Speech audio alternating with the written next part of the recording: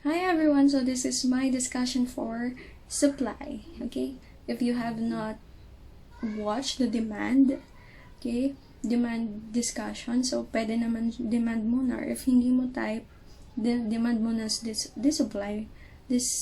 supply discussion muna. But for you to grasp, yung mas maganda yung panoodin niyo muna yung demand kasi almost the concepts of demand is the same with the explanations for supply, but they are two different concepts. Okay, so better if demand muna bago yung supply. Pero if you're here already, then it's fine. Okay, so we have supply.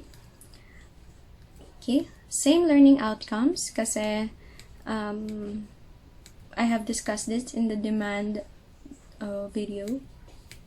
Okay, so what's supply? Dito naman, I would like you to be in the point of view of the producers, the manufacturers. Okay, sa demand kasi we are in the point of view of consumers.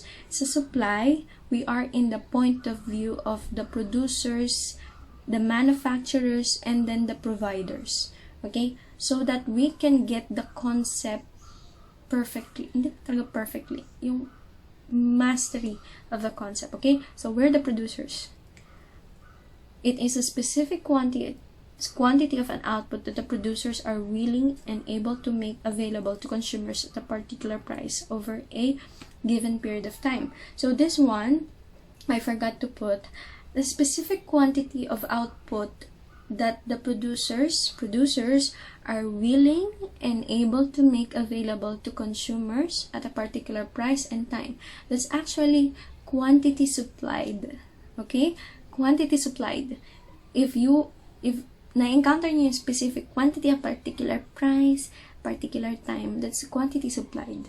Okay? I just forgot to put it in the PowerPoint. It represents the entire relationship between the quantity available for sale and all possible prices charged for that good.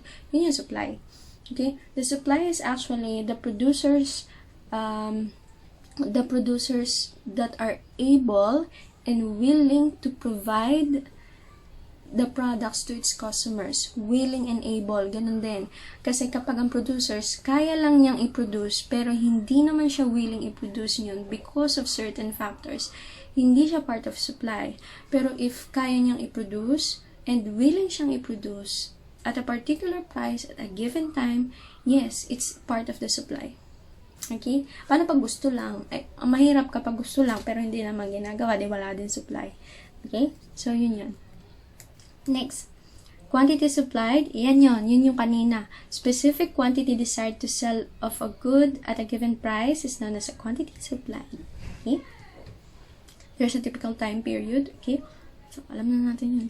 The time period is actually, ngayon, kunwari Gardenia is producing 1,000 breads today.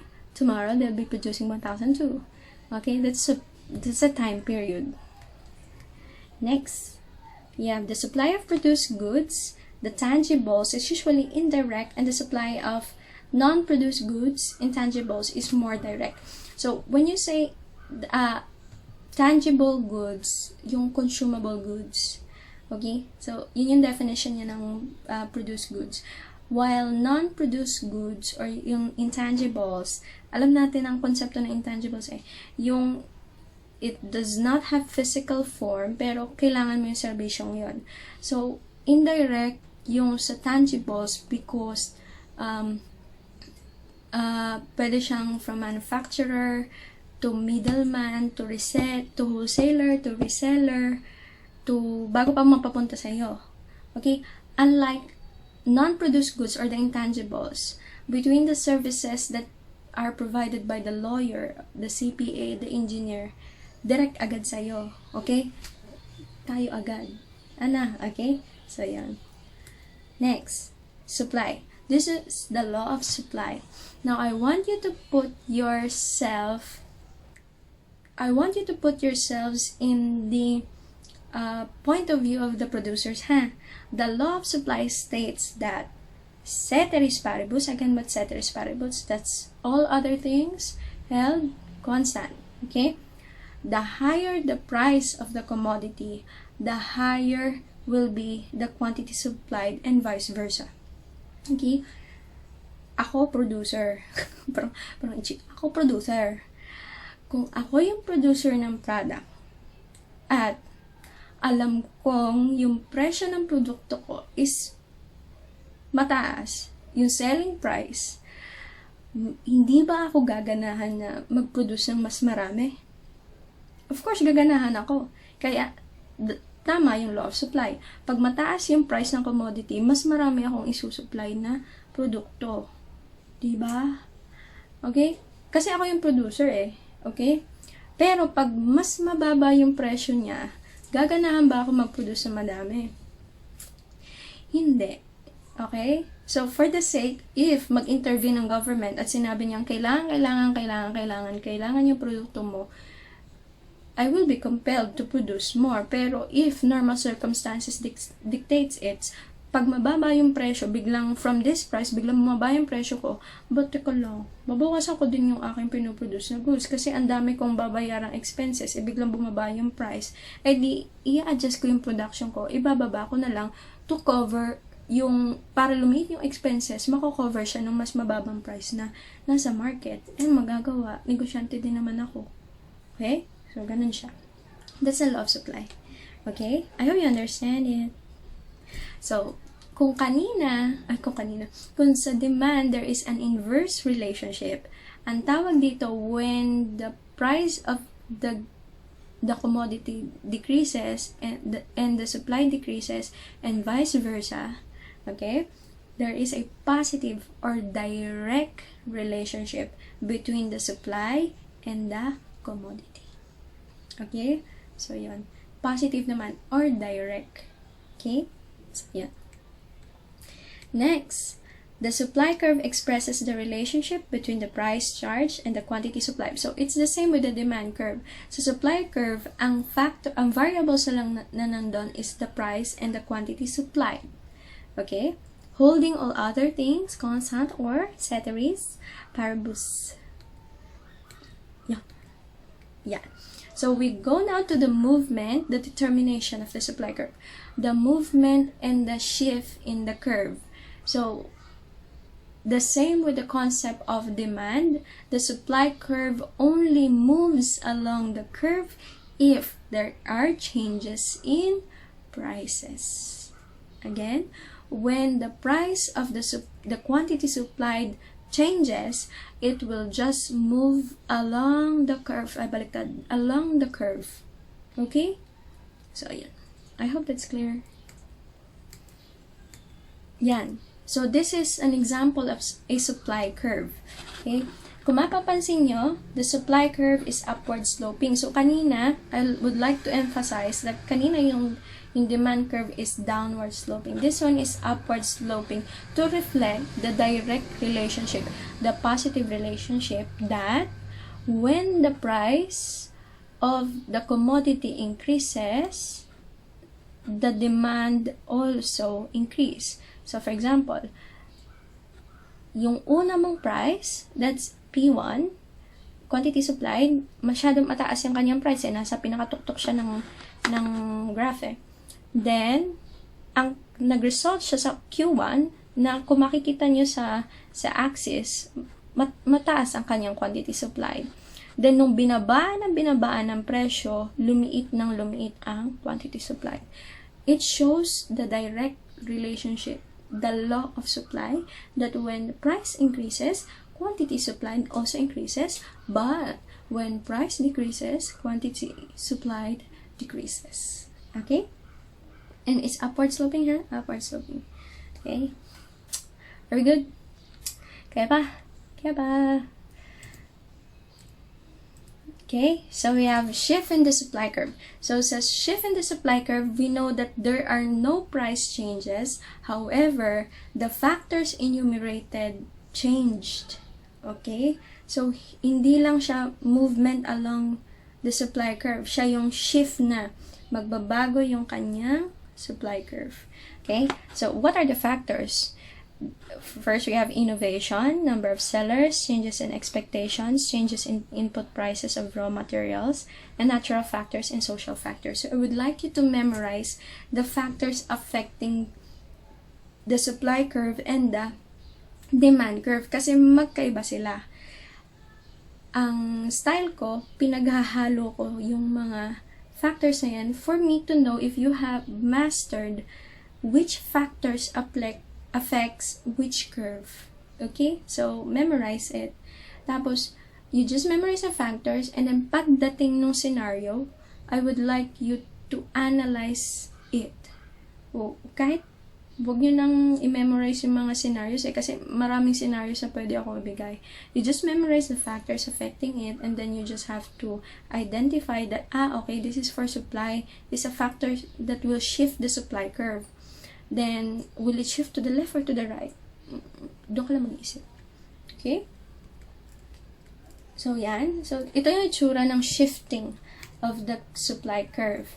So, you have shift to the right. So, from S, naging S1 siya. Yung ibang ginagawa, S1, magiging S2. Yun yung ginagawa ko. S1, magiging S2 siya. Okay? For the sake of uniformity, ito na lang. From S, the original to S1. Okay? Paano kapag tatlo? Bigla nagtatlo, edi S, S1, S2. Okay? So, yan.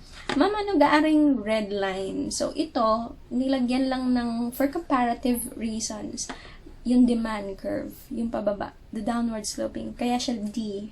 Okay? Pero not, okay ka na kapag supply curve. When we're doing comparative statics analysis, dun lang yung magkasama yung parehas curve. Okay? So, anyway, so, shift to the right. Nag-shift siya to the right from S1 to from S to S1. So, yung original price niya, nag-decrease yung price niya. Okay? Therefore, okay,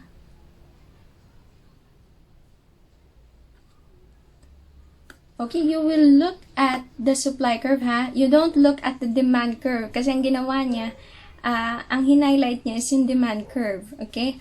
We look at the supply curve, okay? So, from S1, naging S2 siya.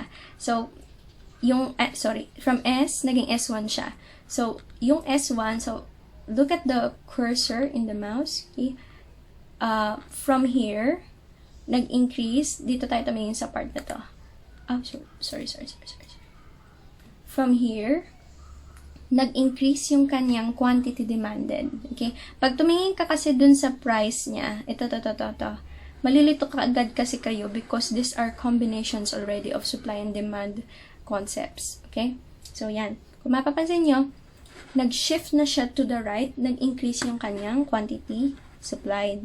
Then sa kabila, nag-shift siya sa left, okay?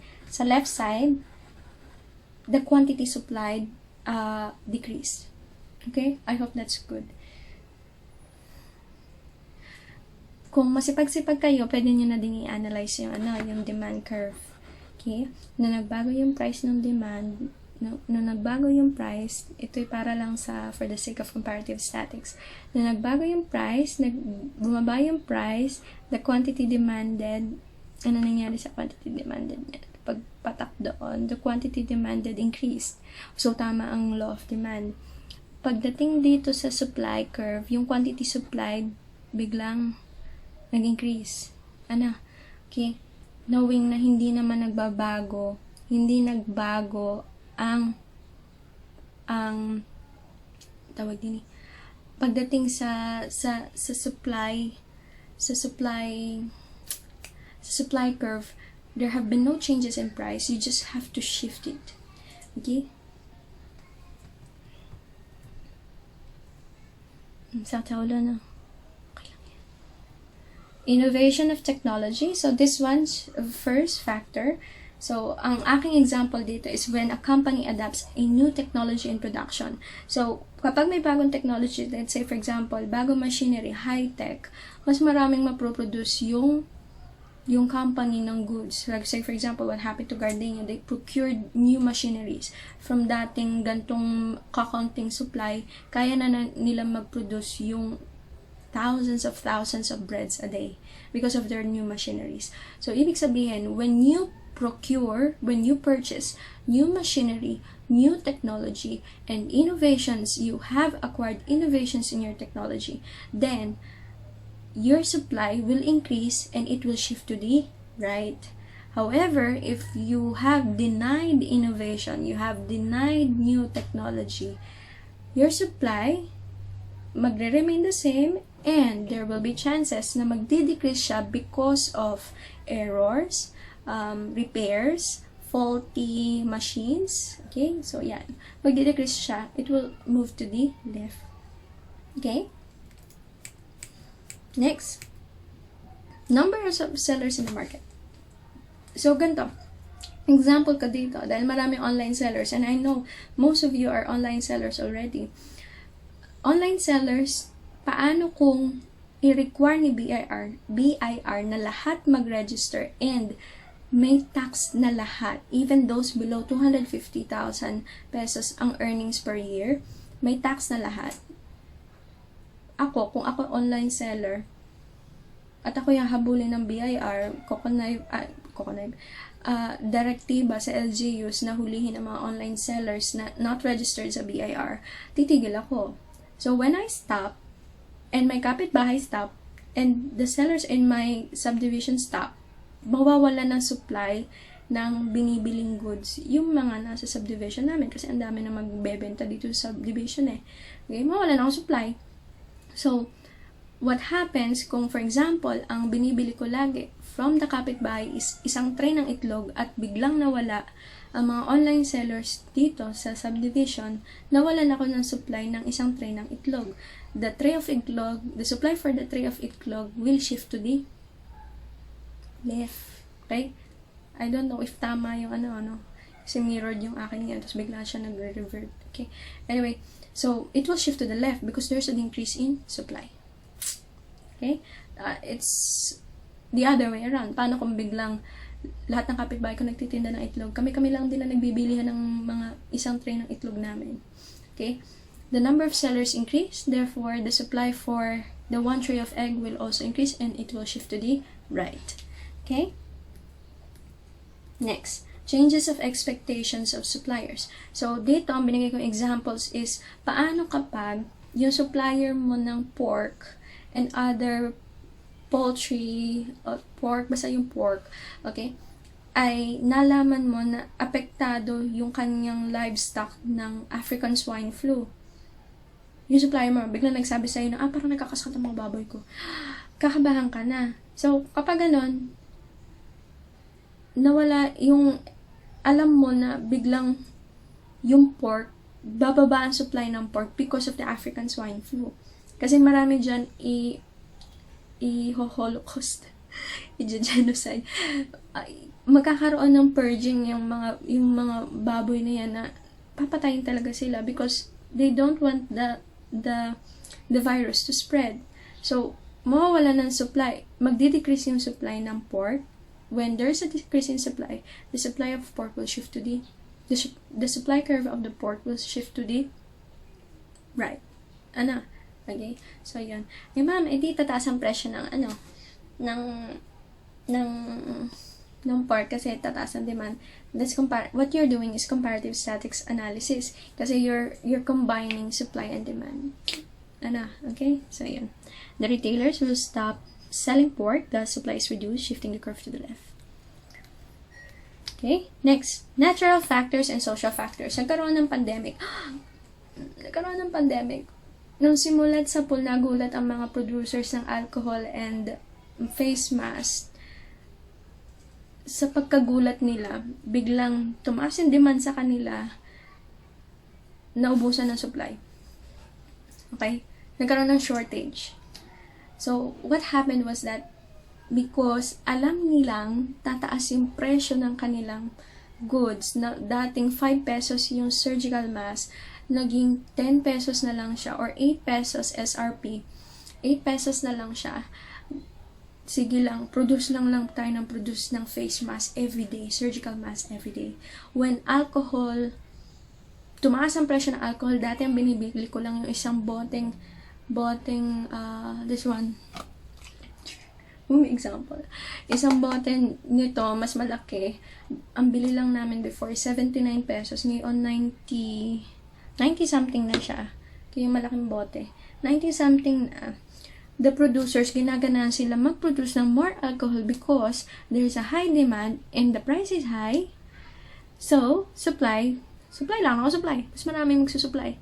At kung mapapansin nyo, dahil in demand yung product, mas marami nagbebenta ngayon ng alcohol, iba't ibang brand. Hindi lang yung mga gantong brand na nakikita nyo. Ang dami na. Even if yung mga isang galon, mga ganun, mga H-Lab, mga ganun. Yung mga dati hindi mo kilalang brand, nagbebenta na din sila ngayon because of it's in demand, therefore increasing the supply. Ano? Okay, this is a natural factor because of the pandemic. Okay, next. Social factors, which includes laws and minimum wage. Sabi, there is a law which you call a sin tax, given to liquors, to cigarettes. Okay? So, if nagbebenta ka ng alak, alam mo na kailangan magbayad ka muna ng sin tax before it is, kita nyo ko yung alak, merong cover siya, nakalagay BIR, okay, BIR and customs, okay, ibig sabihin, nagbayad na sila ng customs dues and kay BIR, mas mataas yung presyo nila because of certain laws, okay, so, kahit mataas yung presyo nila, nagsusupply pa rin sila ng maraming supply, okay, however, there will come a time na dahil masyadong mabigat yung sin tax, no choice na lang, mag-iba na lang ako ng linya ng pinoproduce na commodity. Wag na yung may sin tax. So, yung supply ni alak ay bababa. It will shift to the left. However, if sinabi ni government na bigyan ka ng incentive, mag-produce ka lang ng ganito, bigyan ka ng tax incentive, exempted ka na sa gantong tax, ganyan-ganyan, mas gaganahan ka mag-produce ng more supply, therefore shifting the curve to the right. So, yun yung ibig sabihin ng social factors. Okay? Minimum wage. Hindi ba kayo nagtataka bakit ang minimum wage kada probinsya iba-iba? Para-para sa tayo nagtatrabaho, para-para sa tayo nasa Pilipinas. That's one of the issues of the minimum wage. Okay, pagdating sa Metro Manila, it's the highest minimum wage na nandun, kaya marami nagkukumpulan doon. Pagdating sa probinsya, ayaw na. Kasi mas mababa ang minimum wage dito sa atin. Okay, knowing that the minimum wage is higher sa Metro Manila, the supply of human force, the manpower supply in Metro Manila is greater than in the provinces because of higher minimum wage. Okay? However, ganito na lang. Yung mga BPO companies, they prefer India and the Philippines. Okay? International yung mga BPO companies, they prefer manpower from India and Philippines. Why? Mas mababa ang cost ng pasahod. Okay? Kasi ang Pilipino, okay na sa ganong sahod. Pero ang ibang culture, they prefer more because they value their capacity more. Okay? So, the BPO companies, they prefer the Philippines because of lower labor, salary wages, yung minimum wage. Okay? Kaya, mas marami ang supply ng manpower from these countries than from other countries. Kaya magaling tayo mag-English. Okay? So, yun. Next, market equilibrium. So, this one, when you say market equilibrium, the simplest sense is that equal yung supply at demand. Quantity supplied is equal to quantity demanded. Nasa equilibrium point ka. You have an upward sloping slope and a downward sloping slope, downward sloping curve, upward sloping curve, and a downward sloping curve. At some point, yung gitna niya, that's the equilibrium point where the quantity supplied and quantity demanded are equal. Okay, that's the market equilibrium. Yun yung gustong ma-achieve ng lahat ng ekonomista. The market equilibrium. However, mahirap siyang i-achieve. Okay? Because we cannot control everything. We cannot control all the factors. Kikita nyo naman ang daming factors affecting the supply and demand curve. We cannot control them all. Okay? So, yan. Nagkakaroon ng, ito yung usual, market disequilibrium. When the first market disequilibrium is the surplus. Surplus is a state of excess supply. Okay? Excess supply. It is created when the producers supply more of a product at a given price than buyers demand. Masyado marami siya yung supply niya, pero wala namang bumibili sa kanya. Okay? You have excess supply, tawag surplus. Okay? In an economy with a surplus, you can say that it has a market disequilibrium. Okay? Yung mga companies, ayaw nila ng surplus kasi sayang yung kanilang puhunan dyan. Okay? Next, you have shortage. Dito naman, there is an excess. It is a state of excess demand. Kulang ngayon ang supply mo. Masyadong maraming demand. Okay? Buyers demand more of a product at given price and than producers are willing to supply. So, pag ganyan, ito nangyari to sa sa the first part of the pandemic. Gusto na mga buyers na ang face mask is only at 5 pesos. Mag-produce kayo ng mag-produce ng face mask. Basta siya, 5 pesos lang. Bawal tumaas. Okay? Companies that are producing face masks will still buy raw materials from other countries na may pandemic din. So, ibig sabihin, more demand is needed sa raw materials. Then, gagastos pa yan sa manufacturing expenses. Lolobo ang expenses nila pag tinaas nila ang production nila na from the usual. Pero ang demand ng buyers is at the same price. Gaganahan ka ba mag-supply nun? Di ba hindi? Buti na lang na pumayag ang government na tumaas ng kaunti para naman makover ng kumpanya yung expenses na pinuhunan nila in producing an increase in production level. Ma'am, hindi po ba mas magandang at 5 pesos pero mas marami supply?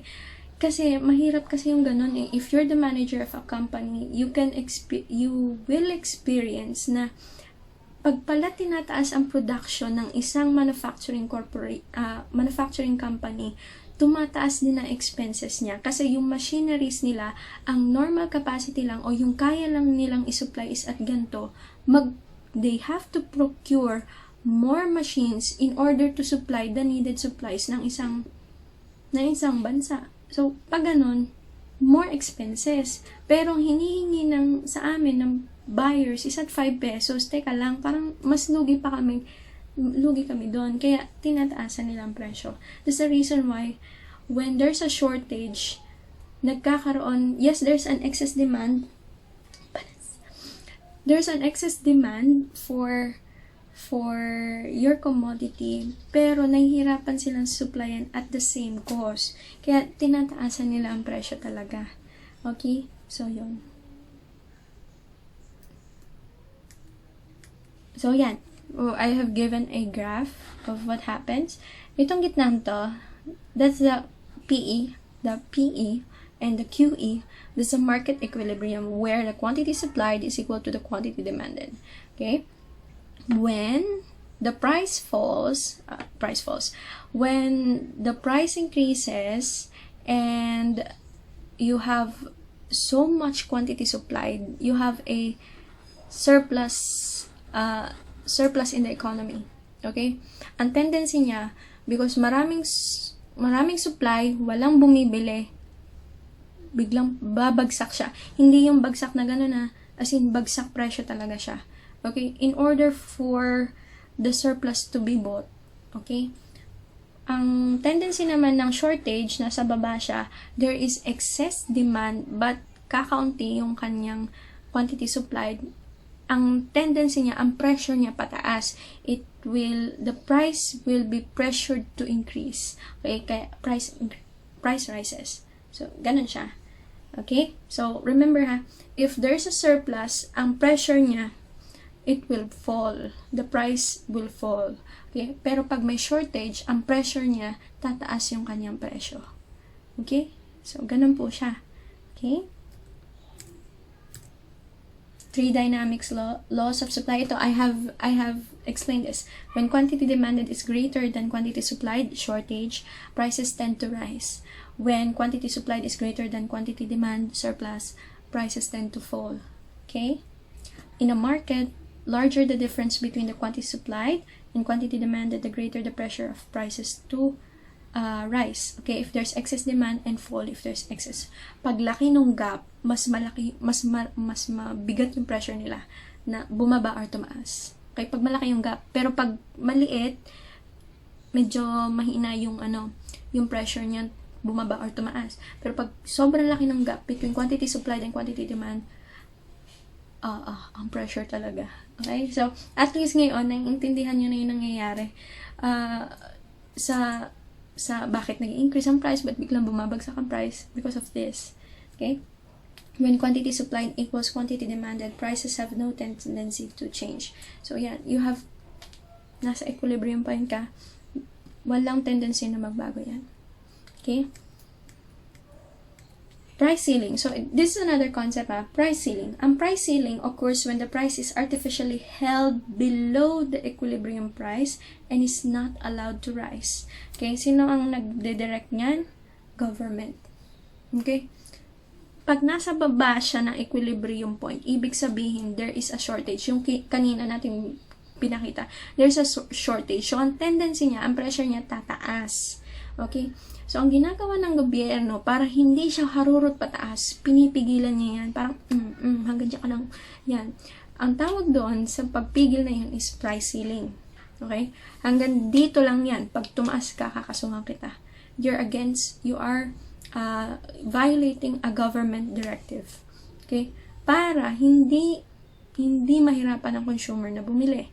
Lalo at kung siya ay essential good. Okay? Next. Price ceiling is para mawala or masolusyonan yung price ceiling. One way, and ways on how to do price ceiling is you do queuing. Ibig sabihin, magpapapila ka naman queuing. Yung mga gusto lang bumili at willing na maghintay, wait in line for the actual product to get it, will get it. Okay? Doon mo malalaman na ito talaga yung may pangangailangan. Okay? This happened during the pandemic. Yung pandemic pala, nung ECQ days. Yung mga magulang natin, ang haba ng pila sa supermarket, yung mga talagang willing to wait lang ang yung makakatsaga dun sa mahabang pilang yon. Alam ng mga grocery stores na sila talaga yung kailangan. Kasi yung iba, pag feeling mo on board, hindi ko naman masyadong kailangan, alis na lang ako. Okay? Sellers might provide the product only to family and friends or those willing to pay extra under the table. Okay? Nangyari din ito, alcohol. Na, yung may alcohol ako din pwede ko ibigay sa iyo, kaso medyo mahal. Ikaw na lang mag-decide kung kukunin mo, hindi ako namimilit. 1 litro, 1,000. My God! Okay? So, mangyayari. Ano magagawa? May shortage, kailangan mo na. Di bayad ka na lang na mahal. Yun nga dati, yung N95, pumalo siya ng 250, pero dahil kailangan mo, may shortage, kailangan mo siya in demand, you paid extra under the table for that, hindi naman siya yung SRP niya. Okay? That's what happens. Another effect, so these are effects, Sorry. These are effects of the price ceiling. Another effect may be that sellers will lower the quantity of goods sold. Black markets tend to be created by price ceilings. So, ito, hino-hoard. Hindi naman sila hino-hoard, pero parang gano'n na nga.